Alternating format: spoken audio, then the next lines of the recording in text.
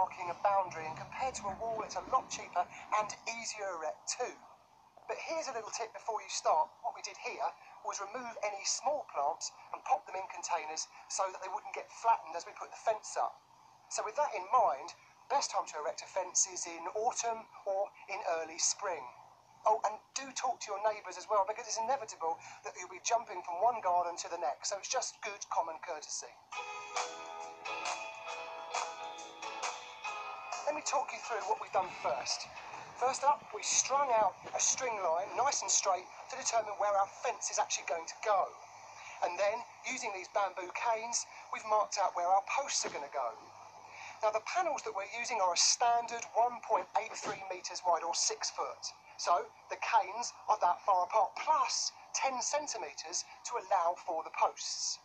So with our canes in position to determine where our posts are going to go, time to start digging. Fencing really is a two-person job. So Loretta here has kindly volunteered to be my lovely neighbour, and she's giving me a hand too. We've already done 4 posts, and we're now working on the 5th. Let me explain how it works. Quite simply, we're digging to a depth of 450 millimetres. That's the standard depth for most fence panels, although on soft ground you might want to dig deeper and use a longer post. You can use a post spike like this, which you simply bang into the ground with a hammer. But on stony ground, which is what we've got here, it tends to go a little bit skew-whiff, so we're going to concrete ours in. We soaked the base of the posts overnight in a bucket of wood preservative. Obviously the posts are already treated, but doing this extends the life of them even further. You might need to use gloves when handling the wood preservative, so always check what the manufacturer suggests on the label.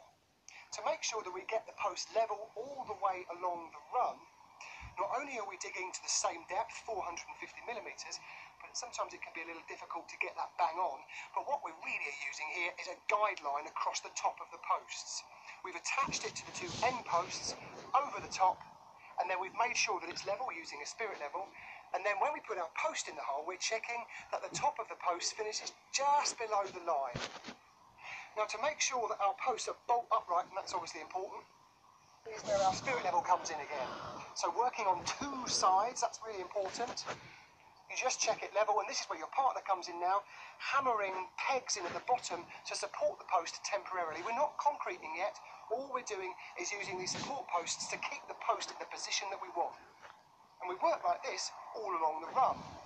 Then, triple check your measurements. Go along, checking that at the bottom it's in line, checking that it's level on the top, that each post is completely upright, all the pegs are in firmly. Once you've done that, time to get your panels on.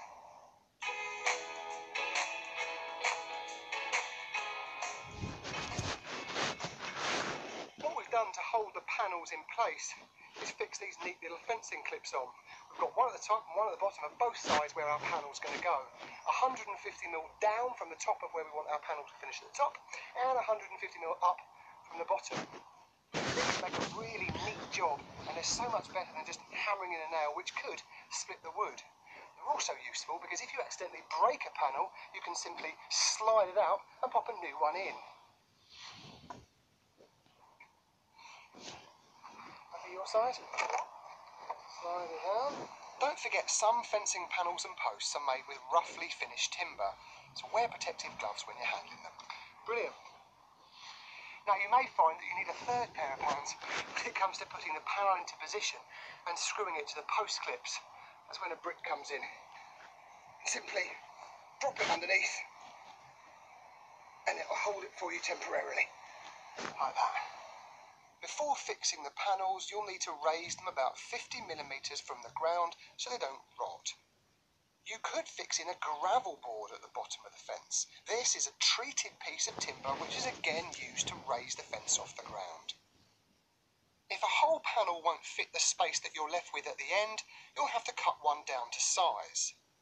At the side edge of a panel, carefully remove the framing battens on the front and the back, and then slide them along to the required width. Refix them on both sides of the panel and use the edge of the battens as a guide to saw down the panel to the right size.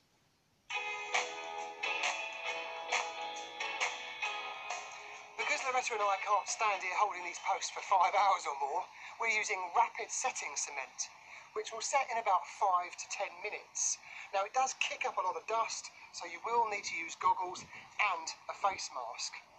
But before you put the concrete in the hole, go round again, sorry to be pedantic, to check that everything is okay. Check that the posts are in line with the guidelines, both top and bottom, and the posts are upright. Because once you put the concrete in, there's no going back. Now, different products call for different techniques, but ultimately most post mixes are mixed in the hole, not on a mortar board. Okay, pop these two on, and then we'll have a little bit of water, please. So if you probably about half fill the hole with water. Now we'll put our first bit of post mix in. Put your goggles on. I find it easier to actually empty the post mix into a bucket because doing it from the bag often means it just ends up everywhere. And then, just like you're making a cake, you go in and mix the water and the post mix together. You'll probably find that each post needs about 3/4 to a full bag. Right, we want a little bit more in there, and then once it comes up to about 1 inch below the soil line, okay, we'll wait for it to dry a little bit, and then we'll trowel up ever so gently so that we put a little slope on it to the post so that water runs away from the post and it doesn't rot. You want to get me some more post mix? Sure. Thanks. I've left the base of this post clear so that I can show you what I mean about troweling up to the post. As you can see, the concrete's now set hard, and I've just gone in with a trowel and created a little sort of, I suppose, mountain, you might say, so that the water doesn't collect down by the base of the post, it just runs off into the soil in double quick time. That we left our fence posts a lot longer than our fence panels, and now you can see why, because we've got these strips of trellis along the top. They're perfect for climbing plants. The final finishing touch we're going to do is put a post cap on. Now these aren't 100% essential because these are treated posts after all, but a post cap will prolong the life of the wood. So Loretta has put a nice blob of brown sealant on the underside. We're then going to pop that on top to get a really good watertight seal and then simply screw it down.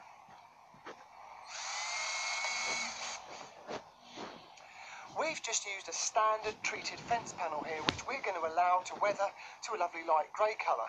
But you could use wood preservative or even some fence paint for a contemporary look.